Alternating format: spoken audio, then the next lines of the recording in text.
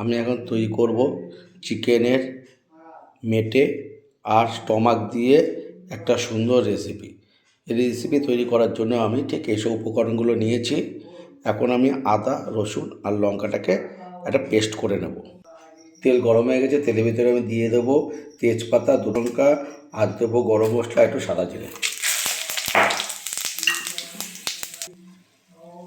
মশলাগুলো ভাজা হয়ে গেছে, এখন আমি ভিতরে দিয়ে দেবো কেটে রাখা পেঁয়াজ কুচি আর টমেটো কুচি, আর দেবো 1 চামচ লবণ।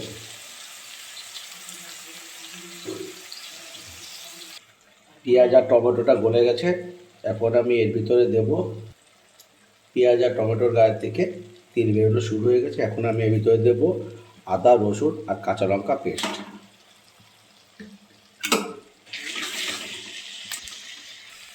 এর মধ্যে দেবো আমি কাশ্মীরি লঙ্কার গুঁড়ো, আর দেবো সামান্য পরিমাণে গোলমরিচের গুঁড়ো, আর দেবো 1 চামচের মতন হলুদ, আর দেবো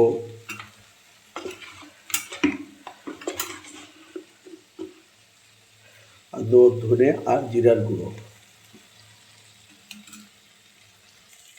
এর ভিতরে আমি একটু দেবো ম্যাগি মশলা।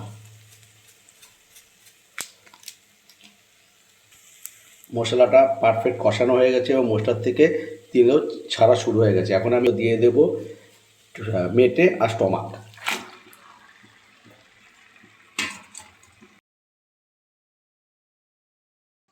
মেটে আর স্টমাক রান্না আমার কমপ্লিট। ঠিক কালারটা দেখুন, খুব সুন্দর হয়েছে দেখতে। আপনারা ঠিক এভাবে রান্না করুন। মেটে আর লিভার কষানো আমাদের কমপ্লিট।